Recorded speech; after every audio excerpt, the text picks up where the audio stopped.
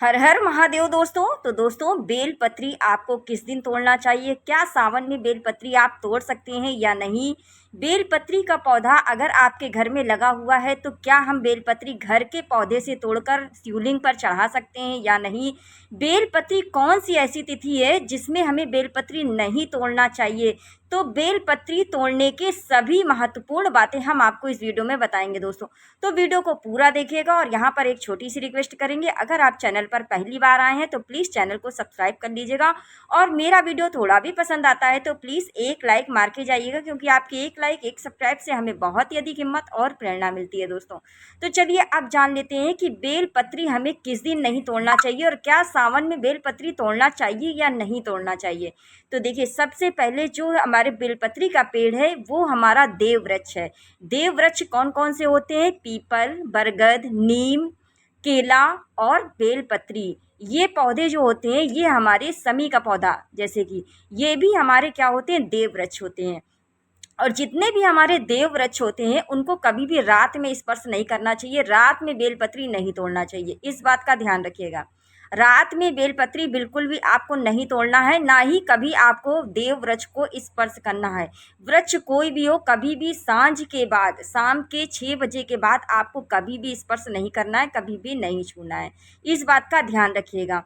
ठीक है। जो लोग रात में दीपक लगाते हैं, पूजा करते हैं, वो दूर से दीपक लगाएंगे, पूजा करेंगे, लेकिन स्पर्श नहीं करेंगे, इस बात का ध्यान रखिएगा।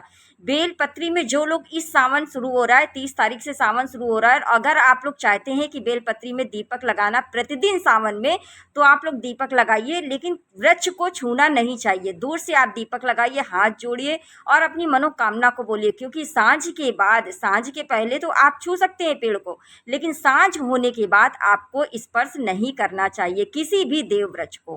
ठीक है।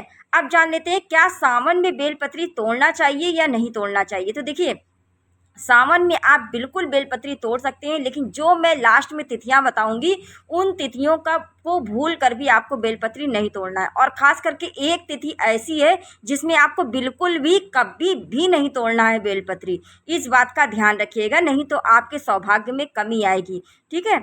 तो बेलपत्री आप लोग सावन में तोड़ सकते हैं, लेकिन कुछ ऐसी तिथियां हैं जिसमें बेलपत्री नहीं तोड़ी जाती है, इस बात का ध्यान रखिएगा। ठीक है। अच्छा, घर में पौधा लगा है तो क्या हम बेलपत्री तोड़ सकते हैं? तो बिल्कुल, आप लोग घर में पौधा लगा है तो बस उन तिथियों को याद रखिए, और घर में पौधा आपके लगा है तो बिल्कुल आप लोग पौधे से बेलपत्री तोड़ सकते हैं और भगवान शिवलिंग को, आप भगवान भोलेनाथ को बेलपत्री चढ़ा भी सकते हैं, इस बात का ध्यान रखिएगा। अच्छा, अब जान लेते हैं कि कौन कौन सी ऐसी तिथियां हैं जिसमें हमें भूल कर भी बेलपत्री को नहीं तोड़ना चाहिए, क्योंकि ये हमारा देव वृक्ष है। ठीक है, याद रखिएगा। तो देखिए, सबसे पहले सूतक और पातक। जिसके घर में सूतक लगा हो, पातक लगा हो, या जन्म हुआ हो या मृत्यु किसी की हुई हो, तो कम से कम 1.25 महीने आपको किसी भी देव वृक्ष को स्पर्श भी नहीं करना चाहिए, तोड़ने की तो बात ही अलग है। ठीक है, इस बात का ध्यान रखिएगा। कभी भी आप लोगों को देव वृक्ष की पत्तियों को, या सूतक पातक लगा हो आपके घर में, तो कभी भी आप छूना तो है ही नहीं, तोड़ने की तो बात ही अलग है। ठीक है। तो आप लोगों को कभी भी सूतक पातक में बेलपत्री नहीं तोड़नी चाहिए, इस बात का ध्यान रखिएगा। ठीक है।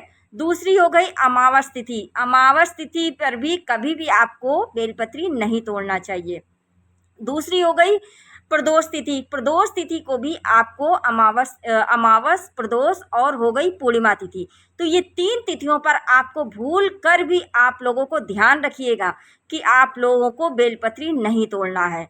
और हो गया मासिक शिवरात्रि। तो मासिक शिवरात्रि में भी आपको बेलपत्री नहीं तोड़नी चाहिए।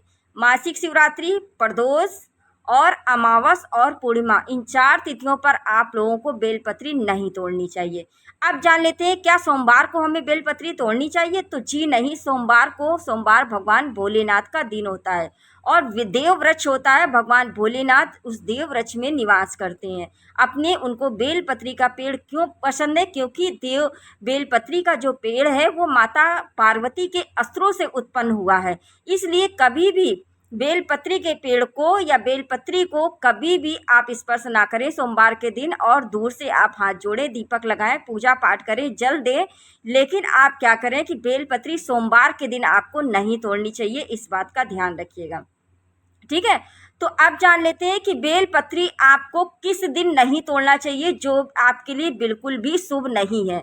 तो देखिए, सबसे इम्पॉर्टेंट बात यही है कि जो अष्टमी तिथि होती है वो होती है माता पार्वती की और भगवान भोलेनाथ का मिलनसार का दिन होता है। और भगवान भोलेनाथ और माता पार्वती अष्टमी तिथि पर बेलपत्री के पेड़ पर निवास करते हैं, और जिसकी जो भी मनोकामना होती है वो बहुत जल्दी भगवान भोलेनाथ प्रसन्न होकर उसको उसकी मनोकामना को पूर्ण कर देते हैं।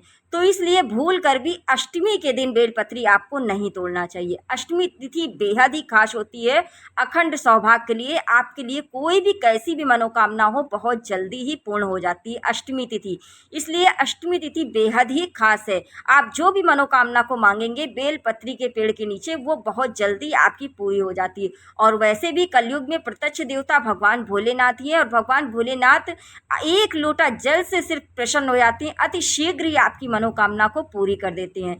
तो बेलपत्र आप खूब चढ़ाइए, खूब अच्छे से चढ़ाइए, लेकिन इन तिथियों को याद रखिएगा। और अष्टमी तिथि को भूल कर भी आप लोग बेलपत्र ना तोड़िएगा, क्योंकि माता पार्वती और भोलेनाथ इससे नाराज हो जाते हैं। फिर आपको आपकी मनोकामना पूर्ण भी नहीं हो पाएगी और आपको जो चाहिए वो भी नहीं मिल पाएगा, और अखंड सौभाग्य तो मिल ही नहीं सकता।